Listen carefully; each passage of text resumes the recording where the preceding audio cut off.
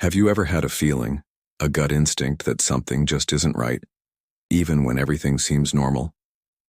A camping trip, meant to be a celebration of friendship, turned into a nightmare that none of us could have ever predicted. The story I'm about to share is one I'll never forget, and it all began with 5 chairs around a fire. Welcome to the Midnight Narrator, where the darkest stories come to life. Don't forget to like, comment, and subscribe if you enjoy these unsettling tales, and hit the bell icon so you never miss a story. The sky throbbed with crimson light like a distant distress signal. We joked nervously about alien visitors as we hammered stakes into the hard earth, securing our tents. There was a nagging feeling, a subtle wrongness that tugged at the edge of my awareness. We'd been inseparable since junior high, and this camping trip was our long-awaited graduation celebration. The red flashes faded, leaving an unsettling afterimage in the darkening sky as we finished setting up camp. Mark was always the fastest at everything. He volunteered to gather kindling, disappearing into the trees with a cheerful wave. I remembered working with him at the local diner last summer. The late shifts were bearable only because of his easygoing humor. Across the small clearing, Kevin wrestled with his tent instructions, his thick glasses perpetually slipping down his nose. I wasn't as close to Kevin, but I recalled a few shared awkward silences in history class. Lisa and my cousin Sarah worked together on a single tent, their laughter echoing through the trees. I had vivid memories of them huddled together at school whispering secrets. Mark disappeared into the woods, and we pulled out our folding chairs, arranging them around the fire pit. As the last sliver of sun dipped below the horizon, the air grew heavy, pressing down on us like a physical weight. The long shadows of the trees stretched and contorted into grotesque shapes, mimicking figures that seemed to watch us from the edge of the clearing. A shiver ran down my spine, and the cheerful chatter of moments before seemed to catch in my throat. The scent of damp earth and pine needles hung heavy in the still air. Kevin retrieved a flashlight from his pack, the beam cutting through the encroaching darkness, as we wondered about Mark's delay. He soon returned, the snapping of branches announcing his arrival. We were huddled in our chairs, wrapped in jackets against the sudden chill. A light breeze stirred the leaves, whispering through the branches like hushed voices. "Didn't even save me a seat?" Mark said, piling the branches into the fire pit. There were 5 chairs around the fire. I blinked, trying to clear my head. Why were all 5 chairs occupied if Mark hadn't been sitting? It felt like a thick fog had settled in my mind, obscuring a crucial memory. A primal unease settled deep in my stomach. The crackling of the newly lit fire did little to dispel the growing chill. The forest fell utterly silent, the whispering wind abruptly ceasing. I glanced at the others. They shared my apprehension. Kevin nervously tapped his fingers on his knee, his eyes darting around the clearing as if searching for someone just beyond the firelight. I studied each face illuminated by the flickering flames, worried, confused, except for one. "I'll just grab a chair," Mark said, breaking the oppressive silence. I offered to help, needing to move, to do something. He met my gaze, a strange, knowing look in his eyes. We walked away from the fire, my eyes fixed on the group. "How many are here?" I whispered, my voice barely audible. Mark looked around, his gaze lingering on the 5 chairs. They were bulky. We wouldn't have brought extras. "5, right? 5 chairs," Mark replied, his voice unsteady. "Maybe someone forgot theirs," I suggested, my mind grasping for a logical explanation. I couldn't focus on the discrepancy. It caused a throbbing pain at my temples. "Yeah, that makes sense," Mark said, relaxing slightly as we rejoined the group. When we returned, 2 chairs were empty. Ours. Everything seemed to add up again, even though we'd all felt something profoundly wrong moments before. Sarah suggested we were tired from the long hike. It was true. We'd had an early start. Lisa pulled out a 6-pack of soda.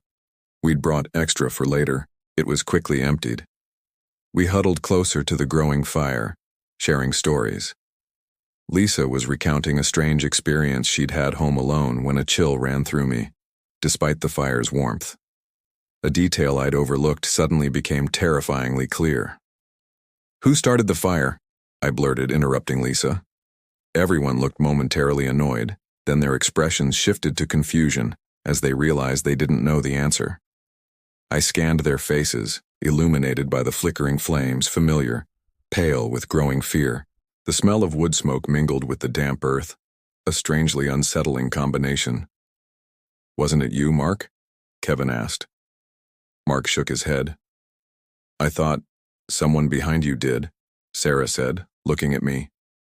I spun around. Nothing but the dark woods. The tall trees felt oppressive, like they were closing in around us. "Wait, I don't know," Sarah stammered, her eyes wide with terror. Lisa put a comforting hand on her shoulder. "We should leave," Lisa whispered, her voice trembling. "Something's wrong, but I can't explain it," Mark agreed, his eyes filled with a dawning horror. "It's too dark to leave now, we'd get lost," someone said, the words heavy with resignation. "We'll stay the night and leave at first light," Kevin decided, his voice strained. I wanted to argue, but Kevin was right. The trail was treacherous even in daylight. "Let's not sleep in separate tents," Sarah suggested, her voice barely above a whisper. We agreed. We had single tents, but we could squeeze 2 people in each. No one would be alone. We paired up, I with Mark, Sarah with Lisa. Kevin was left without a partner. He protested weakly, but we reassured him. I think we all knew deep down that there were only 5 of us, and we were suddenly huddled together in the clearing. The wind picked up again, rustling the leaves like whispered warnings. "Why do we keep feeling like there's someone missing?" Kevin asked, sweat beading on his forehead. We'd almost left him alone on the periphery, just as he always was. My stomach churned as I tried to count us again. My head throbbed with a sharp, insistent pain. Me, Mark, Kevin, Lisa, Sarah. I pointed at each person. I vomited as I finished the count, a sharp pain stabbing the left side of my head. Mark held me up, his face etched with worry. We stumbled towards the tents, someone kicking dirt onto the fire, extinguishing its flickering light. The smell of extinguished embers hung in the air. Mark helped me into a tent as the others discussed what to do. I could only catch fragments of their hushed conversation. Sarah suggested arranging 3 tents in a U-shape for better visibility. As Mark went to help, I clutched his hand, a desperate plea for connection in the growing darkness. The tents were rearranged. I felt a little better, the sharp pain in my head subsiding slightly. A quick, frantic count confirmed 5 of us. Kevin would be alone, but the tents were close. I regret that now. He was always on the periphery, and he knew no one would choose him. We agreed to leave at sunrise. I glanced out at the forest before sleep claimed me. The wind rustled the branches, sounding like whispers just beyond the canvas. Beyond the clearing was only impenetrable darkness. It felt like the trees were closing in, their branches reaching out like skeletal fingers. In the faint moonlight filtering through the leaves, I saw a fleeting shadow move between the tents. Sleep came easily, a blessed oblivion. Lisa's scream jolted me awake. Mark and I burst from our tent to find Sarah and Lisa staring, wide-eyed and pale, into Kevin's tent. We pushed past them. Kevin's sleeping bag was rolled up. He was inside.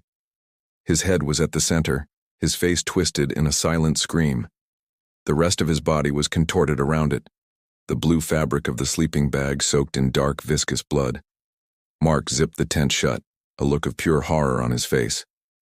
Lisa was in shock, her eyes vacant. Sarah was shaking uncontrollably, tears streaming down her face. Mark yelled at us to run. We fled down the trail, the 5 of us huddled together, Mark leading with his flashlight. A small circle of light was all we had against the oppressive darkness. Even the moon was obscured by the dense canopy of trees. Lisa tripped, twisting her ankle.